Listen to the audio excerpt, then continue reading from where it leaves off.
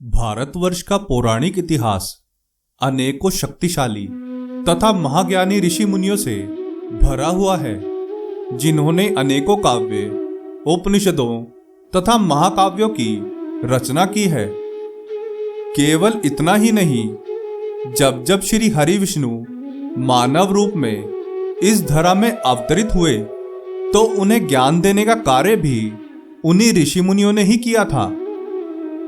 वे ऋषि मुनि इतने शक्तिशाली थे कि उनकी शक्तियों से स्वयं देवता भी भयभीत होते थे। परंतु एक प्रश्न यह उठता है कि उन सभी ऋषियों में सबसे श्रेष्ठ ऋषि कौन थे?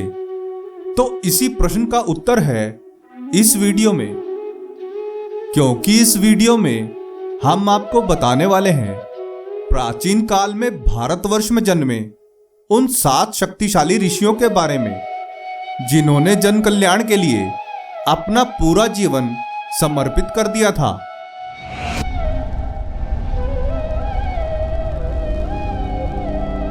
प्रणाम मित्रों, ज्ञान और वैराग्य चैनल में आपका बहुत स्वागत है।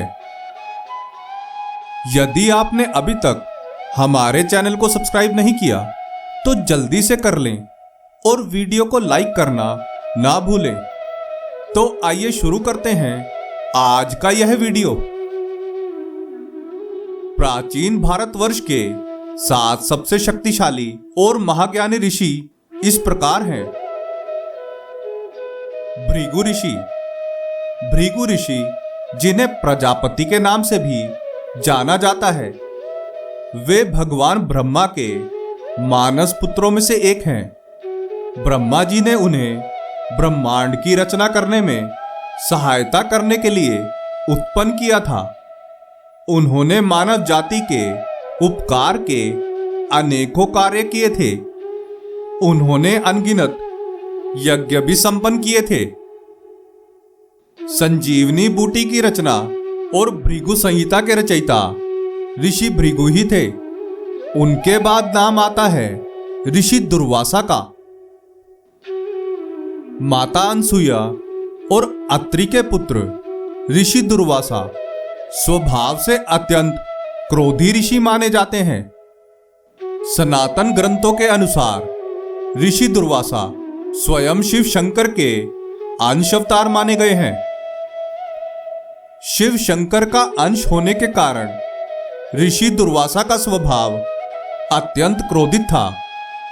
जिस प्रकार भगवान भोलेनाथ को प्रसन्न करना अत्यंत सरल है, उसके उलट ऋषि दुर्वासा को प्रसन्न करना उतना ही कठिन था।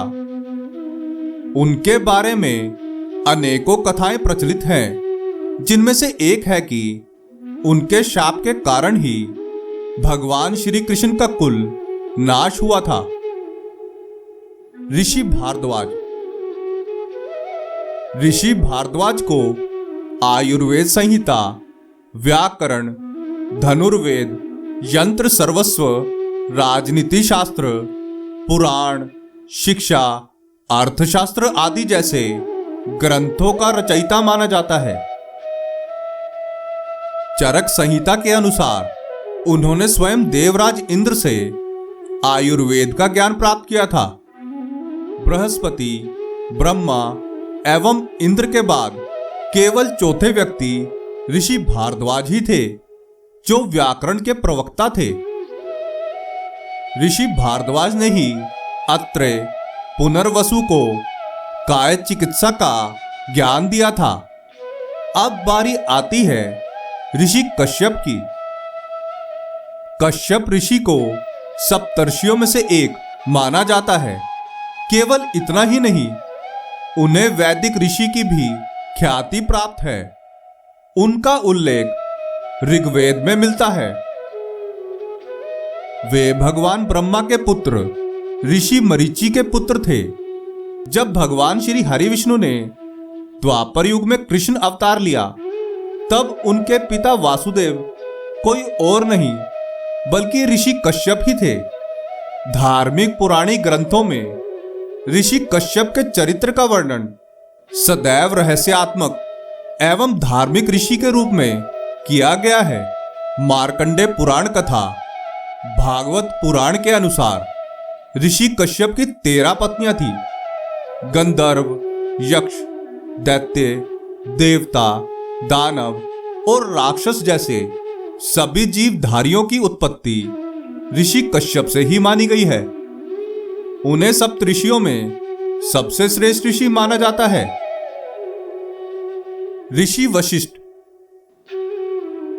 ब्रह्मा जी के मानस पुत्रों में से एक ऋषि वशिष्ठ भी सप्तऋषियों में से एक हैं, अर्थात वे उन सप्तऋषियों में से एक हैं जिन्हें सत्य का ज्ञान स्वयं ईश्वर द्वारा प्राप्त हुआ था, जिन्होंने बाद में एक साथ मिलकर सभी वेदों का दर्शन किया था।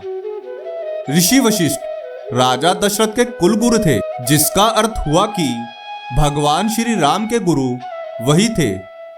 उन्होंने ही भगवान श्री राम के साथ साथ उनके सभी भ्राताओं लक्ष्मण, शत्रुघ्न और भरत को दिव्य अस्त्रों और शस्त्रों का ज्ञान दिया था। पौराणिक कथा के अनुसार जब विश्वामित्र ने त्रिकालदर्शी ऋषि वशिष्ठ के 100 पुत्रों को मार दिया था, तब उन्होंने उन्हें क्षमादान किया था। आसमान में आप सभी जिन 7 तारों के समूह को देखते हैं, जिसे सप्तऋषि तारामंडल कहा जाता है, उनमें से एक ऋषि वशिष्ठ भी हैं। ऋषि अगस्त्य भी सप्तऋषियों में से एक हैं तथा ऋषि वशिष्ठ के बड़े भाई हैं। हिंदू पौराणिक कथाओं में जिस ऋषि ने अपने मंत्र की शक्तियों से समुद्र का समूचा जल पी लिया था, विंध्याचल पर्वत को झुका दिया था तथा वातापी तथा इलवल जैसे राक्षस जो मणिमती नगरी में निवास करते थे, उनकी शक्ति को नष्ट किया था, वे ऋषि अगस्त्य ही थे। वैज्ञानिक ऋषियों की श्रेणी में ऋषि अगस्त्य का नाम भी सम्मिलित है। उन्हें मंत्र दृष्टा ऋषि भी कहा जाता है, क्योंकि उन्होंने अपने तपस्या काल में उन मंत्रों की शक्ति को देखा था। जावा और सुमित्रा में भारतीय संस्कृति के प्रचार एवं प्रसार में उनके द्वारा किए गए विशिष्ट योगदान के लिए वहां उनकी पूजा भी की जाती है। प्राचीन भारत के सबसे श्रेष्ठ ऋषियों में अब अंत में बारी आती है ऋषि विश्वामित्र की। ऋषि विश्वामित्र ऋषि बनने से पहले वे क्षत्रिय कुल के एक बहुत बड़े धर्मात्मा तथा प्रजापालक सम्राट थे।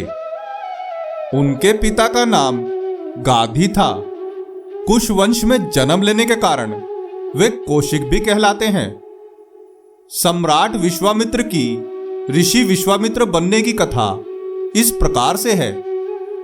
एक बार वे अपने हजारों सैनिकों के साथ ऋषि वशिष्ठ के आश्रम पहुंचे, जहां ऋषि वशिष्ठ ने अपनी कामधेनु गाय के माध्यम से विश्वामित्र तथा उनके सभी सैनिकों का भरण पोषण किया।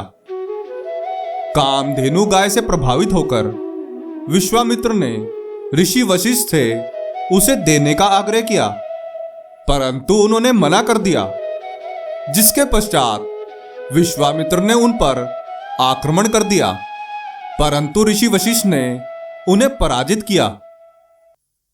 ऋषि वशिष्ठ से पराजित होने के बाद विश्वामित्र को बड़ी गलानी हुई। उन्होंने अपना राजपाट छोड़ दिया और कठोर तपस्या करने लगे।